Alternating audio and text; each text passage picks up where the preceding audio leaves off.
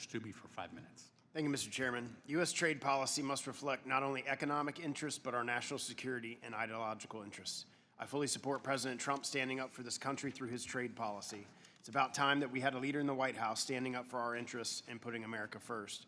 Our allies must stand with us. It's not extremist to suggest that trade deals be fair, mutually beneficial, and accomplish measurable goals.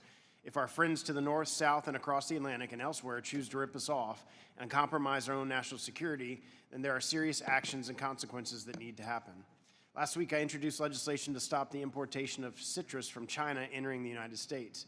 The dumping from China is appalling and has had negatively impacted our domestic industry. Ambassador Jarish, what role do trade remedies like anti-dumping and countervailing duties play in protecting U.S. industries from unfair foreign competition? And are there any gaps in how these tools are currently applied? Thank you, Congressman. And they serve an essential role in helping our companies and our workers to address unfair trade practices. They address instances where companies, including from China, are engaged in dumping in the United States, where they're unfairly pricing their products here many times below the costs of producing the products, and where those companies are unfairly subsidized by their foreign governments, and really provide a level playing field for our producers and workers here in the United States.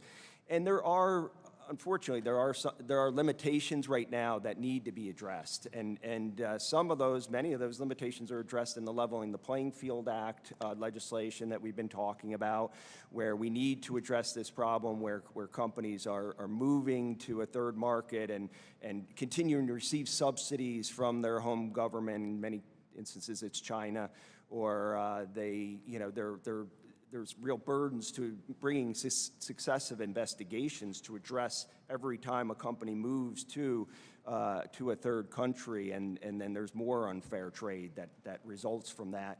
We need to address circumvention and evasion of the duties.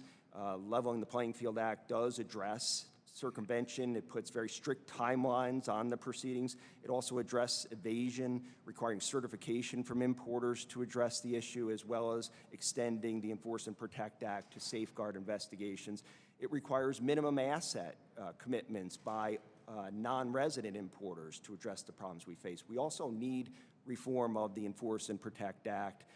There are limitations to that, to the current system that we have. I've talked about some of them already, where we need to make companies that want to appeal the decisions by customs pay the duties before they can appeal. We need to give customs the ability to self-initiate investigations, so the burden is not just on U.S. companies to try to identify every single importer that is involved in these proceedings. Very often, that information is not available to U.S. companies, or they hide it through the use of shell companies, so that's a significant problem.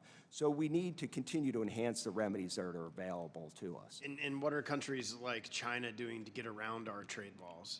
They engage in a variety of very sophisticated practices. They're constantly engaged in practices like transshipping through third countries, where they falsely change the country of origin to avoid the payment of tariffs and anti-dumping and countervailing duties. They will misclassify the products to bring them outside of the coverage of the relief that's been imposed. They will undervalue the products to pay less in duties. They very often will set up operations in a third country to just completely try to avoid the payment of duties. So I think we really need to take action like the Leveling the Playing Field Act would provide for, but also directing our tariff actions at companies that are owned and controlled by Chinese companies, even in third countries. There was just an article in the Wall Street Journal today about the fact that Chinese companies are already moving their operations to third countries to try to avoid the tariffs that have just recently been imposed and likely future tariffs. Thank you. And in the limited time I have, Ambassador Dowd, I'm concerned that the EU games intellectual property rules to gain an unfair edge over American dairy products by using geographical indications to protect the names of generic dairy products. Do you think this is an issue the United States should prioritize in its trade agenda?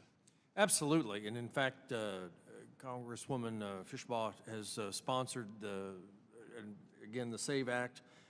We've done side letters with USMCA on common names. We've got a similar deal with Chile.